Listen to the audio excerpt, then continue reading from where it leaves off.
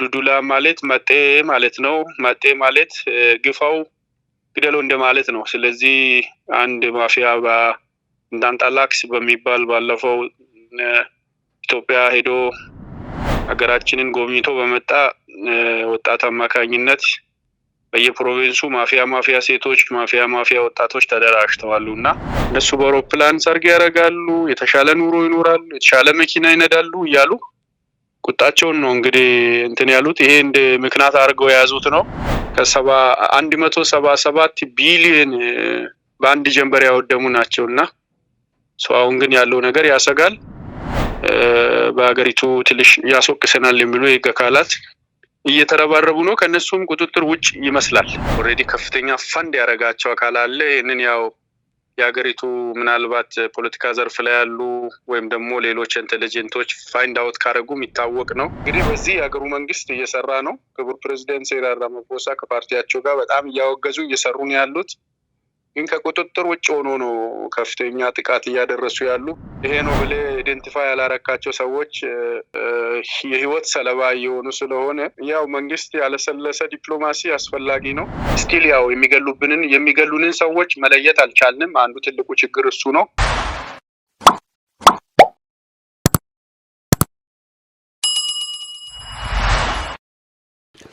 በደቡብ አፍሪካ በኢትዮጵያውያንና በሌሎች ሀገር ዜጎች ላይ እየተፈጸመ ያለው ግፍ እጅግ በጣም ዘግናኝ ከመሆኑ የተነሳ ዓለም ላይ እጅግ በጣም አስቆጪ ጉዳይ ሆኗል። እንግዲህ ከዚህ ጉዳይ ጋር ተያይዞ በተለያዩ ዓለማት ላይ የሚገኙ የማህበራዊ ሚዲያ ተጽዕኖ ፈጣሪዎች በሙሉ ለደቡብ አፍሪካውያን እያሉ መልእክት እያደረሷቸው ይገኛሉ። በደቡብ አፍሪካ የሚገኙ ዜጎች እጅግ በጣም ትልቅ ጭንቅ ጥብ ውስጥ ነው የሚገኙት።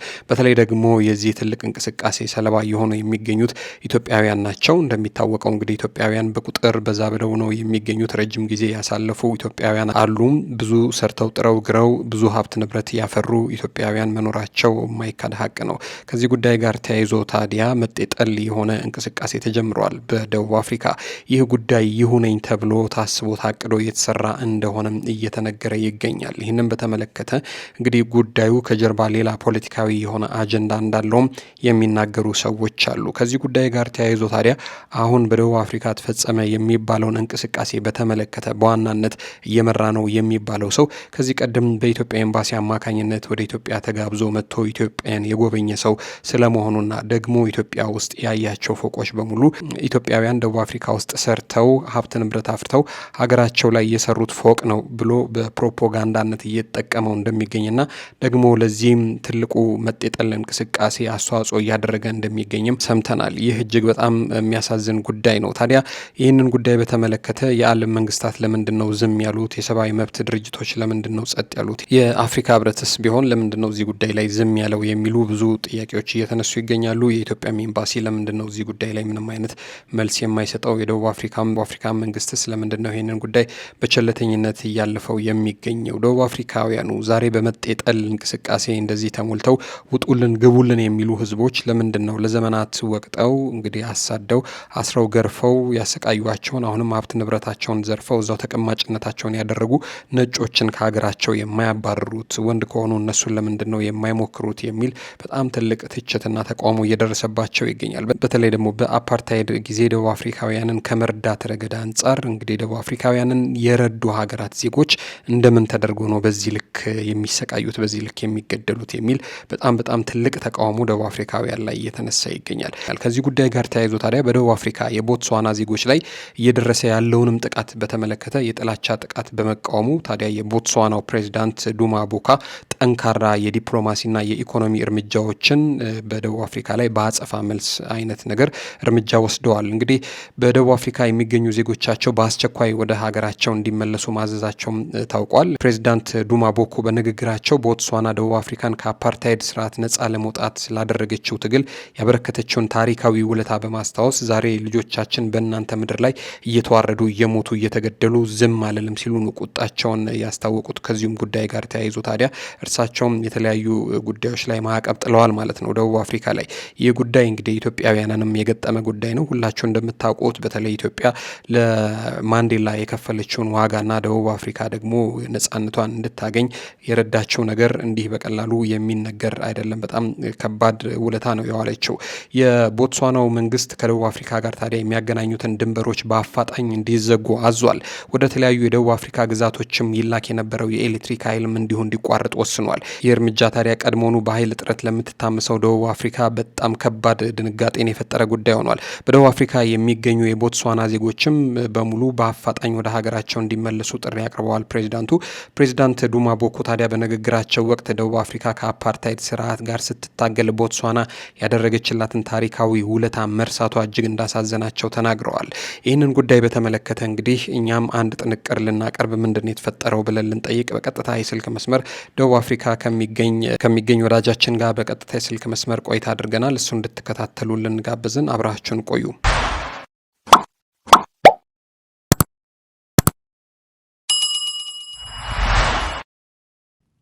አብሮስ እንዴት ናችሁ? ሰላም ናችሁ ወይ? እግዚአብሔር ይመስገን። እንዴት ናችሁ እናንተ? እኛ ደህና ነን፣ እግዚአብሔር ይመስገን። በእርግጥ ኢትዮጵያ ያሉ ቤተሰቦቻችን በተለይ ሞላ የኢትዮጵያ ሕዝብ እጅግ በጣም እንዳዘነና በርካታ ፊት ለፊት ላይ ያው ሕዝብ ላይ ሶሻል ወርከር ከሲቪሉ ማህበረሰብ ጋር ከሀገሩም ዜጋ ጋር ፊት ለፊት ስላለን ከባባድ ስልክ ጥሪዎች፣ ቮይስ ኖትስ በጣም ብዙ ነገር ይደርሳል።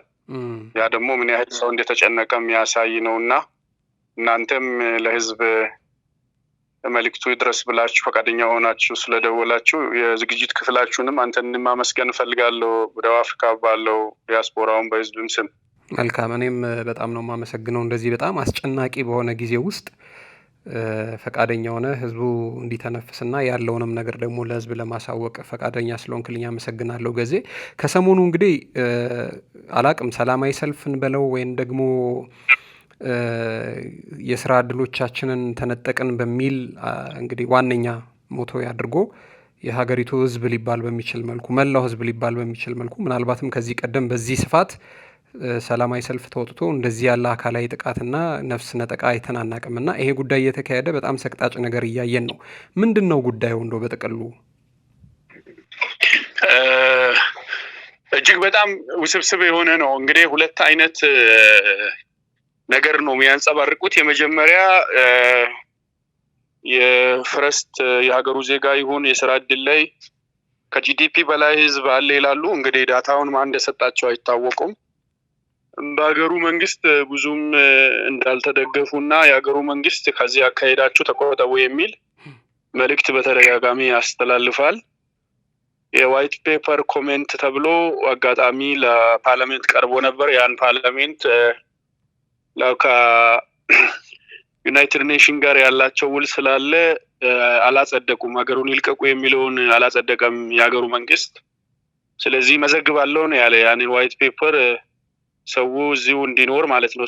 ይህንን ሀሳብ በመቃወም ዱዱላ ማለት መጤ ማለት ነው። መጤ ማለት ግፋው ግደለው እንደማለት ነው። ስለዚህ አንድ ማፊያ እንዳንጣላክስ በሚባል ባለፈው ኢትዮጵያ ሄዶ ሀገራችንን ጎብኝቶ በመጣ ወጣት አማካኝነት በየፕሮቪንሱ ማፊያ ሴቶች፣ ማፊያ ወጣቶች ተደራጅተዋሉና ያው አንዳንዱ ስህተቶች የራሳችን ናቸው። ለህዝብ ካለመጠንቀቃችን የተነሳ እያደጉ የመጡ ናቸው። የዚህ ሀገር ሰው ሚዲያውን እንኳን በአግባብ መጠቀም አያውቅም።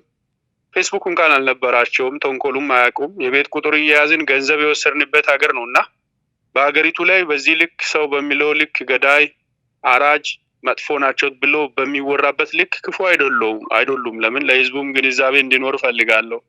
ደቡብ አፍሪካ የቤት ቁጥር ይዘን ገንዘብ የወሰድንበት በጣም መልካምና ጥሩ ሰዎች ያሉበት ነው። በዛው ልክ ደግሞ ኢቪል የሆኑ ሰዎች በድራግ አዲክት ሆኖ ሰው የሚያርዱ ግደል ከተባሉ የሚገሉ አሪቆ የማያስቡ ሪራይ የሌላቸው ያሉበት ነውና የዚህ ሁሉ ደግሞ መንስኤው ያው መጤ ተብሎ ተቀላቅሎ የሚኖረው ከኔ ከአንተ ወንድሞች ይጀምራል። ሌላው አፍሪካዊ ከ90 ሀገራት እዚህ ሀገር ሰው ይኖራልና አፍሪካ 54ቱን ጨምሮ ይሄ ነገር ደግሞ የሀገሪቱን ጂዲፒ ቀንሶብናል። ከጂዲፒ በላይ ህዝብ ነው የሚኖረው፣ እኛ ተርበናል። እነሱ በአውሮፕላን ሰርግ ያደርጋሉ፣ የተሻለ ኑሮ ይኖራሉ፣ የተሻለ መኪና ይነዳሉ እያሉ ቁጣቸውን ነው እንግዲህ እንትን ያሉት። ይሄ እንደ ምክንያት አድርገው የያዙት ነው። ግን የሚገርም ያው ደርባን KZN ከሚባል አካባቢ ነው መነሻ ያደረጉት። እዛ አካባቢ እንግዲህ ከ2-3% የሚሆኑ የሀገሪቱን ኢኮኖሚም ሪሶርስ የሚመጣበት ደግሞም በቋንቋም ከፍተኛ ሽፋን በሀገሪቱ ላይ ያለ ከ60% ፖፑሌሽን ያለበት አካባቢ ነው እና እንግዲህ ከደቡብ አፍሪካ ህዝብ ብዛት ትልቁን ፐርሰንት የሚይዝ ማህበረሰብ ነው። ያ ማህበረሰብ ቢላዋ ቆንጮራ ይዞ ነው የወጣ። ከዚህ ቀደምም በክቡር ፕሬዝዳንት ፎርመር ፕሬዝዳንት ጃኮብ ዙማ በኮራፕሽን እና በሌሎች ሲከሰሱ ከ177 ቢሊዮን በአንድ ጀንበር ያወደሙ ናቸውና አሁን ግን ያለው ነገር ያሰጋል። ግን ደግሞ በዛው ልክ ደግሞ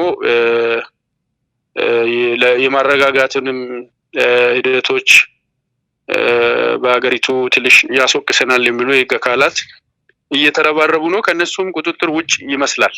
ይሄ ነው ያለው ነገር። አሁን እንግዲህ ስንመለከተው እምልህ የሆነ ይሄንን ጉዳይ የሆነ ያቀናጀው ይሄንን እንትን የሰበሰበ አካል አንድ ይሆነኝ ብሎ ያለ አካል አለ እንጂ ዝም ብሎ ኦሎፍ የሰደን ሁሉ ሰው ከያለበት ተጠራርቶ የወጣ አይመስልም። ምክንያቱም ሰልፉም ላይ ስናያቸው ባህላዊ ልብሶቻቸውን ለብሰዋል፣ ዱላ ይዘዋል፣ ተቀናጅተዋል፣ ጩቤ ያልቀረ ሽጉጥ አልቀረ በጣም ብዙ ነገር ይዘዋል። ስለዚህ ምናልባት በዚህ ቀን እንወጣለን፣ በዚህ ቀን እንደዚህ እናደርጋለን ብለው የተዘጋጁበት ነገር አይመስልም ወይ? ምንድነው የመጨረሻው እንትን ሊጀምር አካባቢ? እሱ ልክ ነው። መጀመሪያ ላይ ሲመጡ ከዚህ ቀደም እቃ ዳቦ ቦትል ላይ ኮልድሪንክ ሰርቆ ነው ሮጦ የሚጠፉት። አሁን ግን እንደዛ ያለን ነገር አልነኩም።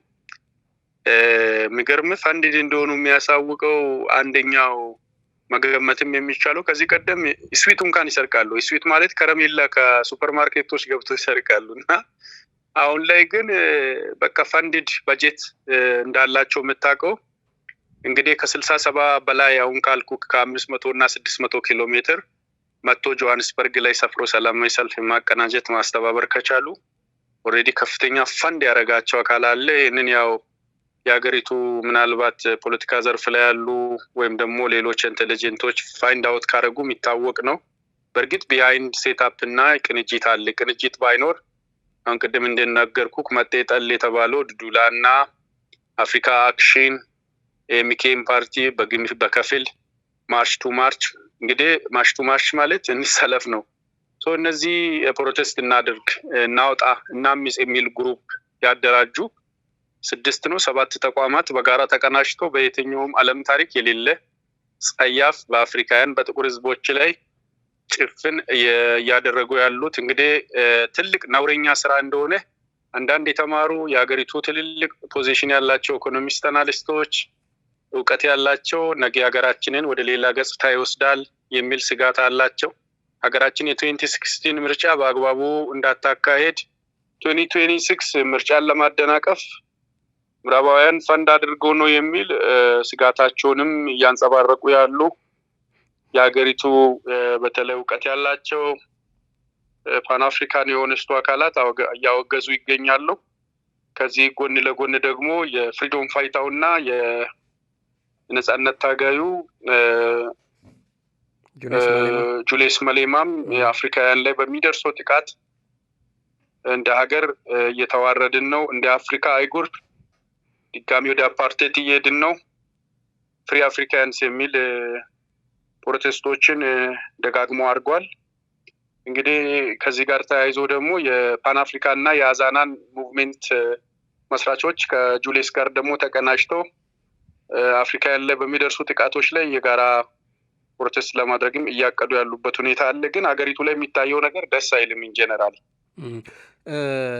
ኤግዛክትሊ መቼ ነበር የጀመረው ቀኑና አሁንም አለ ወይንስ አሁን እንደው ረገብ? ያው መነሻ ያደረገ ምክንያት ነው የሚፈልጉት ኪንግንን ብሎ የናይጄሪያ ዜጋ በኢስት ለንደን ከተማ ውስጥ ኢስት ለንደን ላይ በአንድ ግዛት ላይ ያደረገው የኪንግ ስርዓት ብሎ ባደረገው ፕሮቴስት ነው እና መነሻውና ቁጣው ጀመረ። የዛም ሰለባ የሆኑ ኢትዮጵያውያን ናቸው። ኢትዮጵያን ጉዳዩን አንድል አድርገው ዲፕሎማሲ ሰርቶ ሶፍት የለሰለሰ ዲፕሎማሲ ሰርተው እኛም ኢንጌጅ አድርገን በርካታ እዛ ሀገር ላይ ከዚህ ቀደም በክራይም ፕሪቬንሽን ተሳትፎ ስለነበረን በስልክም ባለን ኢሜል በተለያየ ነገር እኛም ኢንጌጅ አድርገን እዛ አካባቢ ያለው ነገር ሶፍት ሆና ወደ ነበረ ስራቸው መለሱ። ጠንካራ አመራር፣ ጠንካራ ሰራተኞች ያሉበት ነው ኢስት ለንደን። እዛ አካባቢ ያሉ ወደ ነበረበት ሰላም አመጡ። ከዛ ሸርተት ብሎ ደግሞ የኪንጉ ኤሪያ ተብሎ በሚጠራ ከዘተን ዙሉ ማህበረሰብ ወዳለበት ሄዳ። ያው እዛ ያለው ማህበረሰብ ትንሽ ለአንድ ነገርም ቶሎ አግሬሲቭ ስለሆነ እዛ ነው ሚሽን የሰሩት። እዛ ሚሽን ሰሩና እዛ ካለው ህዝብ ጋር ሌሎች ተቃራኒዎችን ፓርቲ የማቀናጀት ኮላቤ ማድረግ ቅንጅት ሰርቶ ነው አሁን ሀገሪቱ ላይ የወረሩት። እና እንግዲህ በዚህ የሀገሩ መንግስት እየሰራ ነው። ክቡር ፕሬዚደንት ሲራል ራማፎሳ ከፓርቲያቸው ጋር በጣም እያወገዙ እየሰሩ ነው ያሉት። ግን ከቁጥጥር ውጭ ሆኖ ነው ከፍተኛ ጥቃት እያደረሱ ያሉ። በዚህ ሰለባ እየሆኑ ነው። ይሄን ሀሳቦ ደግሞ የሚገዳደልም አለ። ይሄ ነው ብለህ አይደንቲፋይ ያላረካቸው ሰዎች የህይወት ሰለባ እየሆኑ ስለሆነ ያው መንግስት ያለሰለሰ ዲፕሎማሲ አስፈላጊ ነው። እንደ አፍሪካ ህብረት ደግሞ ኢትዮጵያ መቀመጫም እንደመሆኗ መጠን ወር ማድረግ ወይም ደግሞ ዋርኒንግ መስጠትም ይቻላል። በተለይ በሌሎች አፍሪካውያንም እንትን እይታ መጠቀም ይቻላል እና እንደ ሀገር ደቡብ አፍሪካ ለኢትዮጵያንም ለሌሎች አፍሪካውያንም መልካም ሀገር ናት። እንደ ቅርጽ ደግሞ ኢትዮጵያ ለአፍሪካውያን ኩራት ናትና የአፓርቴት ስርዓት የደነገጠበት ማንዴላ ሚሊተሪ የተማረበት ፓስፖርት ዴቪድ ተብሎ ጆርናሊስት ሆኖ ፓስፖርት ይዞ የተማረበት ራሱን ያደራጀበት ለኢኤንሲ ምስረታ እቁ ሆኖ የመጣበት የሀገር ህዝቦች ነን። ግን አንድነት ያለመኖሩ እና ለዚህ ደግሞ ዘራፊ አካል ተጋላጭ ሆነን መረጃ አጋርተን ወንድሞቻችን ላይ ጉዳት እንዲደርስ ማድረጋችን እጅግ ያሳዝነኛል። እንደ አንድ ኢትዮጵያዊ ከአባቶች የወረስነው ይሄ አይደለም። አባቶች ሞቶ ያወረሱን ሀገር ነው፣ ታሪክ ነው፣ ኢትዮጵያዊነትን ነው እና ሁሉም ሰው ኢትዮጵያዊ ሆኖ ከወንድሙ ጋር ተባብሮ ቢመክት ፓርላማ ላይ ሰው ይኖረን ነበረ። ሃይ ኮሚሽን ላይ ቆሞ ስለ ኢትዮጵያን የሚሟገት ለዩናይትድ ኔሽን ጥሪ ማቅረብ የሚችል ሎየር ይኖረን ነበረ። ያው እንዳንቀናጅ ተበታትንን ነው ያለ ነው። ያው የተቀናጃ የተደራጃ ራሱን ስታብሊሽ ያደረገ ማህበረሰብ አይደለም። ያው ቁጥሩ ብዙ ነው እንጂ ያው የተበታተነ ማህበረሰብ ነው። ይሄ ነው ያለው ችግሩ። ያሉብን ችግሮች እና ያሉብን ክፍተቶች ይሄ ናቸው። ይህን ክፍተት ደግሞ ለማጥፋት እንደ አፍሪካ ዩዝ ኢምፓወር እና የፓን አፍሪካን ግሩፕ ጋር ኮላብ ስላለኝ ያው የእኔ መሰረትኩት ኦርጋናይዜሽን አለ። ይህ ኦርጋናይዜሽን ጎቱጎ ሙቭመንት ይባላል፣ አሊያም ጂ2ጂ ሙቭመንት ይባላል። ከዚህ ጋር የፓን አፍሪካም የቦርድ አባል ስለሆንኩኝ የእነሱን ጥሪ የማቅረብ የጋራ ስብሰባ የማድረግ እንዲረዱን ደግሞ ድምፅ እንዲሆኑን የማስተባበር ሂደት ውስጥ እየሰራን ነው። ግን ከኤምባሲ ጋር እየተናበብን ነው። ኤምባሲውም ለድርኮ የቃል አቀባዩ ቢሮ መልእክት አስተላልፎ እየተከታተለ ነው። ከመንግስት ጋር በቅርበት እየተከታተለ ነው። የፕሬስ ግሩፖችንንም አወያይቶናል። እኛም ደግሞ ከዚህ ሀገር ፕሬስ ግሩፖች መረጃ የምናገኝበት መንገዶች ስላሉ ከኤምባሲ ጋር እየተናበብን ለህዝባችን የሚጠቅም ነገር እያደረግን ነው። ምናልባት ጊዜ ካለ ገዚው አንድ ሁለት ጥያቄ እንግዲህ አንዱን ጥያቄ መለስክልኝ። ኤምባሲው ለምንድን ነው ዝም አለ የሚባል ነገር እየተነሳ ነበረ። እንግዲህ የኢትዮጵያ ኤምባሲ ዝም አላለም እያልከኝ ነው እና እሱ ሸጋ ነው። ላይቭ ግን ሲገደሉ ያየናቸው ኢትዮጵያውያን አሉና የእነሱ ጉዳይ ምንድን ነው የሆነው? ስለነሱስ ዲቴል የምታውቀው ነገር አለ ወይ? ከዛስ በኋላ ህይወታቸውን ያጡ ኢትዮጵያውያን አሉ ወይ? አሁንስ ነገሩ ምንድን ነው? ረግቧል? መለስ ብሏል? ወይስ በምን አይነት ሁኔታ ውስጥ ነው ያላችሁት አሁን? በውል ባልታወቁ ሰዎች ከዛ በኋላም ምግብ ቤት የተገደለ ኢትዮጵያ ያለ አንድ ሙሉና የሚባል ሌላም ሱቅ ውስጥ ከአንድ ማላዊ ዜጋ ጋር የተገደለ ኢትዮጵያ ያለ ተርሾፕ ላይ ሌላም እንደዚህ መኪና ውስጥ የተገደላል። ባይዘው እዚህ ጋር ሞታውን ላይቭ ላይ ስለታየ ጂፒ አካባቢ ሜዲካል አካባቢ በሚባል አካባቢ እየሰራ ባለበት ተተኩሶ የተገደላል። ሌሎች መክዶናልድ ውስጥ 3 ወንድሞች የተገደሉ አሉ። እንግዲህ መንግስት የሀገሪቱ የክራይም ኢንቴሊጀንት እያጠናው ነው የሚለው። እስካሁን ሪዛልቱን አደባባይ አውጥቶ አልነገረንም። ያው ሳይነግረን ዝም ብለን በመላ የሆነ ነገር መናገር በራሱ ተገቢ ስላልሆነ ሁላችንም ያንን የፖሊስ ሪፖርት እየጠበቅን ነው ያለነው። ስቲል ያው የሚገሉንን ሰዎች መለየት አልቻልንም። አንዱ ትልቁ ችግር እሱ ነው። ሁለተኛ ብዙ ወንድሞቻችን ያለፉ 2 3 4 5 ሳምንታቶች ውስጥ አጥተናል። ከወር በፊት ያጠነው አለ፣ ከ4 ሳምንት በፊት ያጣናቸው አለ። ለምሳሌ በርካታ ልጆች እና ወንዴ እና አብርሃም ሌሎች ልጆችም ብዙ የሞቱብን አሉና እግዚአብሔር እንግዲህ እውነቱን ያውጣ እያልን እያንዳንዱ በቤቱ እያለቀሰ ነው ያለ። እንደ ሶሻል ወርከር ደግሞ እኛም በሀገሩም ፖለቲከኛ እንደዚህ መልካም ነገር በማይወዱ ክፉ ሰዎች አይን ውስጥም በርከት ብለን ስላለን ብዙ እንደ ልብ ደፍረን ለማውራትም የሀገሩ ፖለቲከኛ በነፃነት ለሚያራምዳቸው የተቃውሞም ሆነ ለእንደዚህ አይነት ነገሮች እነኚህን አክቲቪዝም አድቮኬሲ የሚንሰራውን ለእነሱ መረጃ እየሰጡ ፊት እየቀደሙ ከኛው የሆኑ ባንዳዎች አሉ። ከዛው ፖለቲከኛ ጋር አብሮ የሚሰሩ ይህን ግጭት ልናረጋጋ ነው ገንዘብ ይሰብሰብልን ብለው ዲል የሚያደርጉ ብዙ ነገር አለ። ብዙ ታሪክ ያልተነገረ እንጂ ያልተደረገ ነገር የለም። ደቡብ አፍሪካ የጉድ ሀገር ነው። መልካም ሀገር ሆኖ ግን የጉድ ሀገር ነው እና ይህንን ዘርዝረን ታሪከን ስለማያልቅ ለአሁኑ ለህዝባችን ድምጽ ልትሆኑ ቮይስ ልትሆኑ አክብራችሁ ደጋግማችሁ ድምጽ ልትሆኑ መረጃ ለህዝብ ደግሞ እንዲረጋጋ ልታጋሩ ስለወደዳችሁ በደቡብ አፍሪካ ባለውም በእኛ ተቋም ስምም የኛ ተቋም ያው ኮሚኒቲ ኢምፓወር ነው፣ ዩዝ ኢምፓወር ነው። ኮሚኒቲን አፕሊፍት የማድረግ ዩዝ አፕሊፍት የማድረግ ሲግኒፊካንት ቻሌንጆች ላይ በእነዚህ ቴክኖሎጂ አክሰሶች ላይ ኮሚኒቲ አዌርነሶች ላይ ነው የሚሰራ በብዛት። እነኚህ ሰስቴኔብል ዲቨሎፕመንት፣ ክላይሜት ሪዚሊያንስ በተለያዩ ይሄ ኢንቫይሮንመንት ላይ ባሉ ወጣቱ ጤናማ አመለካከት እንዲኖር የሚሰራ ተቋም ነው።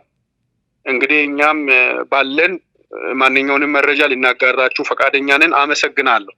በጣም ነው የማመሰግነው ገዜ። እኔ ጥያቄን ጨርሻለሁ። ምናልባት ግን አንዴ ከነከነኝ ነገር ነበር። ምናልባት ይህንን ሙቭመንት ከሚመሩት ሰዎች መካከል ኢትዮጵያ ተጋብዞ ኢትዮጵያን የጎበኘ ሰው ነው ይህን ሁሉ ሜስ ከፈጠሩት መካከል ስትለኝ ነበርና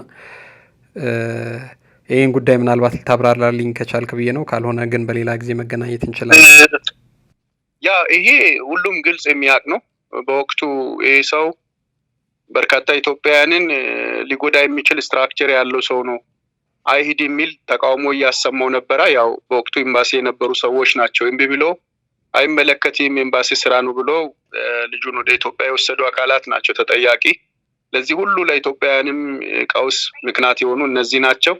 እኔ እንደውም ይዞት ከሄዱ ልጆች ይልቅ በኤምባሲ ሰዎች ነው እጅግም ማዝነው፣ እጅግም ደግሞ ኃላፊነት የጎደላቸው የተቀበሉትን የዲፕሎማት የሚስዮን ኃላፊነት አደራ ያልተወጡ ህሊና የሸጡ ሀገር የሸጡ ናቸውና እየተነገራቸው እያለቀስን ያደረጉት ስለሆነ ብዙ ለህዝባቸው ኬርሌስ ከመሆን የተነሳ ለኪሳቸው ከኖሩ ህሊና ከሸጡ ሰዎች ያደረጉት ውርደት ነው እና እንደ ሀገር ያው እኛ ጮሄን በዛ ወቅት አስመለጠን እንጂ ጠቅላይ ሚኒስትሩ ጋር እንዲቀበላቸው ጠቅላይ ሚኒስትሩ ጋር እንዲገባ ሁሉ የነበሩ ፕሬጀሮች ነበሩ። እኛ መረጃ ወዲያው እሱ ኢትዮጵያ ከሄደ በኋላ ከፖስተትን ከተናገርን ተው እያልን ያደረግነው ነገር ኦፊሻሊ አደባባይ ከወጣ በኋላ ነው እሱ ሸሽቶ ወዲያው የመጣ።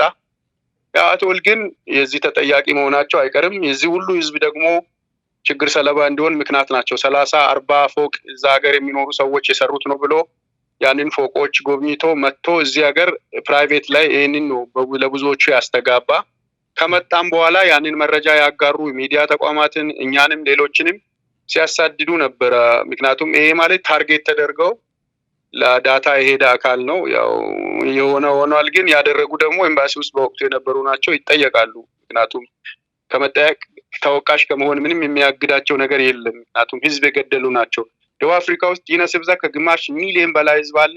ከህዳሴ ግድብ የማይተናነስ ትልቅ ሪሶርስ ለሀገር ለድሃው ማህበረሰብ ጠባብ መሬት ላለው ማህበረሰብ የሚያበረክት የዋህ ተምሮ ስርዓቶ የመጣ ወጣት ያለበት ነው። ያን ሁሉ ወጣት ህልም ነው ያጨለሙት።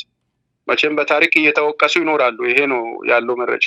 በጣም ከልብ አድርጌ ነው የማመሰግነው። እንግዲህ ፈጣሪ ከእናንተ ጋር ይሁን። ራሳችሁን ጠብቁ። ያው ቀን ያልፋል። ዘፈኑም ላይ ይባላል የሰው ሀገር ያለ ሰው ቢጭኑት አህያ ቢለጉሙት ፈረስ ነው። ስለዚህ ቀን እስኪያልፍ ድረስ ተደብቃችሁም እየሸሻችሁም ብትሆኑ ፀሐይ እስክትወጣ ድረስ ለታሪክ ተናጋሪነት እንድትቀሩ እንድትቀመጡ ደግሞ ለሀገር ለህዝባችሁ እንድትበቁ እንመኛለን። በጣም ከልብ አድርጌ ነው የማመሰግነው። ክብር ይስጥልኝ ገዜ። ቴንኪዩ። መልካም ቀን። እሺ ታንኪዩ።